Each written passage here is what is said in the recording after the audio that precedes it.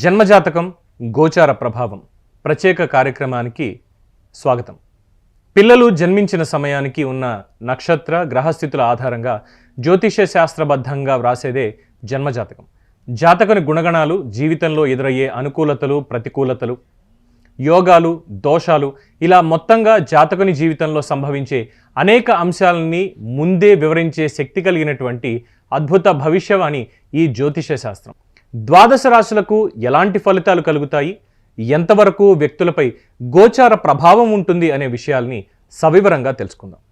ఉపాసనా బలం కలిగిన దైవజ్ఞులు, దాదాపు 1,00,000కు పైగా జాతకులకు పరిష్కారాలు అందించిన అపర వరాహిమిహిరుడు, అఖండ జ్యోతిష్య సామ్రాట్ బిరుదాంకితులు బ్రహ్మశ్రీ పొన్నలూరి శ్రీనివాస గార్గేయ గారు శని రవిగ్రహాల సమసప్తమ స్థితి వల్ల ఏ రాశుల వారికి ఎలాంటి ఫలితాలు కలుగుతాయో వివరించేందుకు మన స్టూడియోలో ఉన్నారు. వారికి అభివాదాలు తెలిపి మన కార్యక్రమాన్ని ప్రారంభిద్దాం. రవి శని పక్క చూస్తాడు, శని రవి పక్క చూస్తారు. ఇద్దరు ఒకరి వైపు ఒకరు తీక్షణ వీక్షణలు ఉంటాయి అని ఉంటే ఏమిటబ్బా అది మనం తెలుసుకోవాలి. మనం ఏంటంటే ముందు దీని గురించి మాట్లాడుకొని 8 గంటల దగ్గర నుంచి 9 గంటల దాకా ఏ రాశికి ఈ తీక్షణ వీక్షణలు ఎలా ఉంటాయని మనం చెప్పుకుందాం. అయితే ఈ తీక్షణ వీక్షణ ఉన్నంత మాత్రాన పూర్తిగా వ్యతిరేకతలు ఉంటాయంటే మనం అట్లా లెక్కటం లేదు. కొంత అనుకూలతల భాగం కూడా ఉంటుంది, కొంత వ్యతిరేకతలు ఉంటాయి. ఫర్ ఎగ్జాంపుల్ సింహరాశిలోకి వచ్చారనుకోండి, సింహరాశిలో జన్మించిన వారు ఉంటారు. మఖా నక్షత్ర జాతకులు, పుబ్బా నక్షత్రకులు, ఉత్తర నక్షత్రకులు ఉంటారు కదా. మన తండ్రి గారు మన ఇంటికి వచ్చాడనుకో, ఎక్కడో ఆర్మీలో పనిచేసే ఆయన సంవత్సరానికి వచ్చి ఒక 10 రోజులు ఇంట్లో ఉంటే ఆ బిడ్డలు ఎంతో సంతోషిస్తుంటారు. అలాగే సింహరాశిలో ఉన్నాడికి మా రాశి అధిపతి వచ్చాడు, మా రాశి వచ్చాడని కొంచెం హ్యాపీ ఫీల్ అవుతాడు. ఆ పక్కింటోడు ఉంటాడు అనుకో, ఆ పక్కింటోళ్ళు ఏం చేస్తారు సహజంగా, వీళ్ళ నాన్న వచ్చాడు, వాళ్ళ నాన్న ఇంకా రాకపోతే వాళ్ళకి దిగులు, మాకు పుల్లారెడ్డి స్వీట్స్ ఇంకా తేలేదు, మా నాన్న వస్తాడు, మీ నాన్న తెచ్చాడు అనుకుంటారు. అలాగే ఒక్కొక్క రాశికి ఉండేటువంటి డిస్టెన్స్ ప్రకారంగా ఫలితాలు మారిపోతుంటాయి. ఇదంతా ఒక ఎత్తు అయితే, ఈయన వచ్చి దిగాడు ఎదురింట్లోనే 180 డిగ్రీల యాక్సిస్తో అక్కడున్న కుంభరాశిలో ఉన్న శని ఆ విధంగా చూస్తుంటే, జ్యోతిష్ శాస్త్రం ప్రకారం ఏంటంటే శని రవి ఈ 2 గ్రహాలు కూడా పరస్పర శత్రుత్వం ఉన్నటువంటి గ్రహాలు. తండ్రి కొడుకులను కాస్త పురాణం పక్కన పెడదాం. కానీ ఇప్పుడు మనకు జన్మజాతకం గోచార ప్రభావం కనుక తండ్రి కొడుకులుగా ఉన్నటువంటి శని రవి ఎదురెదురుగా వచ్చారు కాబట్టి ఈ సింహ సంక్రమణానికి ఇంత ప్రత్యేకత వచ్చింది. మీకు అర్థమైంది కదా. కనుక మన ప్రేక్షకులకి సింహ సంక్రమణకి ఇంత ప్రత్యేకత ఎందుకు వచ్చిందంటే కొడుకు చూస్తున్నాడు, తండ్రి చూస్తున్నాడు, మరి ఏమవుతుందో ఏమిటో. అయితే ఇక్కడ ఒక అతి ముఖ్యమైన పాయింట్ నేను చెప్తా, ఇంకా మీకు స్ట్రైక్ కాలేదేమో ఆ పాయింట్. ఇదేమిటంటే ఎవరికి ఏ విధంగా ఉంటుంది అనే దానికంటే కూడా అసలు దేశానికి ఆర్థిక పరిస్థితికి దానికంటే అసలైనది ఒకటి ఉందండి. దేశానికి ఆర్థిక పరిస్థితి, ఇప్పుడు నరేంద్ర మోడీ గారు ఉన్నారు, పీక పరిశ్రమ నోట్లన్నీ మళ్ళీ 2,000 నోట్లు పీసాడు. ఇప్పుడు అందరూ భయపడుతున్నారు, మళ్ళీ నెక్స్ట్ ఈయన ఏమొస్తే ఇంకేం పీకుతాడో అని. సరే, ఈ పీకటాలు పీకపోవటాలు పక్కన పెట్టేసి అసలు రవి శని ఉన్నందు కారణంగా అసలు ఏమిటి పరిస్థితి అంటే, శని ఒక రాజకీయ పార్టీకి ప్రాతినిధ్యం వహించేటువంటి గ్రహం. రాజకీయ పార్టీ అంటే ఏమిటి? రకరకాల పార్టీలు ఉంటాయి. ప్రాంతీయ పార్టీలు ఉన్నాయి, జాతీయ పార్టీలు ఉన్నాయి, ఏదో చిన్న చితక పార్టీ ఏదైనా సరే. ఒక రాజకీయ పార్టీ నడపాలన్నా, రాజకీయ పార్టీ స్థాపించాలన్నా, ఆ రాజకీయ పార్టీ ఉనికి చక్కగా ఉండాలన్నా దానికి శనిగ్రహ అనుగ్రహం ఉంటేనే ఆ రాజకీయ పార్టీ ఉంటుంది. ఆ రాజకీయ పార్టీ ఎన్ని సీట్లు గెలుస్తుందనే విషయం ఇంకా పక్కన పెడదాం. అయితే రాజకీయ పార్టీ నిలబడాలి అంటే ముందు కర్మప్రభు అయినటువంటి శని అనుగ్రహం ఉంటేనే రాజకీయ పార్టీ ఓకే. ఈ రాజకీయ పార్టీ ఫర్ ఎగ్జాంపుల్ ఒక రాష్ట్రంలో కొన్ని సీట్లు గెలిచి బాగా ఓటింగ్ అంతా వేసిన తర్వాత అది అధికారంలోకి వచ్చింది అనుకుందాం ఆ రాజకీయ.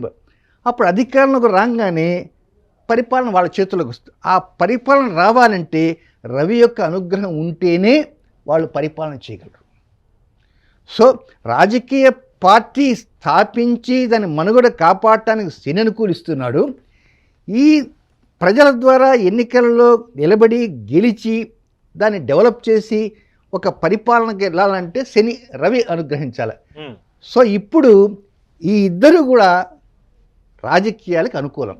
కానీ ఇప్పుడు వచ్చింది ఏంటంటే ఇద్దరు ఎదురెదురుగా ఉన్నారు. ఇద్దరికి మధ్య పచ్చగడ్డేస్తే భగ్గుమంటుంది. అంటే ఇప్పుడు ఏదో మన రాష్ట్రానికి నేతలు ఉంటారు, దేశానికి నేతలు ఉంటారు. కేవలం ఈ మన రాష్ట్రమే కాదు, మన దేశమే కాదు, ప్రపంచానికంతా ఉంది. కనుక శని రవి వైపు చూస్తున్నాడు, రవి శని వైపు చూస్తున్నాడు. కాబట్టి ప్రపంచవ్యాప్తంగా ఉండేటువంటి రాజకీయ నేతలు వారి మనసులన్నీ పూర్తి కల్మషంగానే ఉంటాయి. నేను ఈ మాట నందుకు కొంతమంది కోపం రావచ్చు రాజకీయ నేతలు. మేమంతా కూడా ప్రజలకు కోసంగా సేవ చేసి కంకణం కట్టుకొని ఇంత పెద్ద పార్టీ పెట్టాము, ఫ్లెక్సీలు వేసుకున్నాం, గార్గే సిద్ధాంతం ఏంటి, మేము కల్మషం ఉంది అంటారు. నిజమే, ప్రజలకు సేవ చేయాలని సంకల్పం ఉండవచ్చు. బట్ ఏదో ప్రకారంగా గెలవాలనే తహత వలన తప్పుదోవలు తొక్కటానికి ఈ శని వర్సెస్ రవి ఈ నెల రోజులు వాళ్ళ మనసుల్లో వచ్చేస్తుంది. అంటే పవన్ గారు ఈ నెల 17వ తేదీ మధ్యాహ్నం నుంచి వచ్చే నెల 17వ తేదీ మధ్యాహ్నం దాకా ఈ ఇద్దరు ఎదురెదురుగా ఉంటారు కనుక ఈ 30 రోజులు 30 × 24 అవర్స్ లెక్కేస్తే వీళ్ళకి బాగా ఈ దేశాన్ని ఎట్టా చేద్దాం, ప్రజల్ని ఎట్టా చేద్దాం, సేవ చేయాలనే తపన గలిగిపోతుంది. సేవ చేయాలని తపన ఉండదు. ఏదో ప్రకారంగా ఇల్లీగల్గా అయినా సరే మనం గెలవాలా, ఈ ఆలోచనలు ఎక్కువైతాయి ఈ ఇద్దరు వల్ల. ఎప్పుడైతే ఈ ఆలోచనలు ఎక్కువైతాయో మనం గెలవాలంటే ఏం చేయాలా, డబ్బు కుమ్మరించాలనే నాయకుడు ఒకడుంటాడు, దొంగ ఓట్లు వేద్దామనే నాయకుడు ఒకడుంటాడు, కత్తులు చూపి బెదిరిద్దామనే నాయకుడు ఒకడుంటాడు. ఈ ప్రపంచంలో రకరకాల నాయకులు ఉంటారు. కనుక ఒక్కొక్క బుర్రకి ఒక్కొక్క రకమైన ఊహలు వస్తాయి. కనుక శని వర్సెస్ రవి ఈ 30 రోజుల్లో ప్రపంచవ్యాప్తంగా ఉండే రాజకీయ నాయకులందరి మనసుల్లో ఆలోచన భావం వ్యతిరేకంగానే ఉంటుంది. అంటే ఏ రకంగానైనా సరే మళ్ళీ మనమే ఉండాలి. కాబట్టి నీతిగా, న్యాయంగా, ధర్మంగా మనం రాజకీయాలు నిలబెడదాం, ప్రజలకు సేవ చేద్దామనే తపన ఉంటుంది మనసులో. కానీ ఈ రవి చూపు శని మీద, శని చూపు రవి మీద పడిన కారణంగా ఇవన్నీ గాలిగిపోయి ఈ విధంగా జరుగుతుంది. సో ఇప్పుడు సింహ సంక్రమణానికి ఇంత రేటింగ్ లాగా ఎందుకు వచ్చిందయ్యా అంటే ఎదురుగా శని ఉండబట్టే. మళ్ళా వచ్చే సంవత్సరం ఇదే రవి తిరిగి మళ్ళా వస్తాడు. అంటే ప్లేస్ మారడం అవుతుందా? ఇప్పుడు ఉన్నటువంటి సిచ్యువేషన్ సేమ్. ఇప్పుడు ఎదురెదురు పడ్డారు, ఇప్పుడు దాంట్లోకి వస్తాడు. కానీ ఆ టైంకి కూడా ఈయన కుమారుడు అక్కడే ఉంటాడు. సో ఈయన మళ్ళీ ఒక రౌండ్ అంతా వేసి స్వక్షేత్రంలోకి వస్తాడు. స్వక్షేత్రంకి వస్తాడు. వచ్చేటప్పటికి ఆయన కుంభరాశిలో ఉంటాడు. ఆయన అప్పుడే వెళ్ళడు.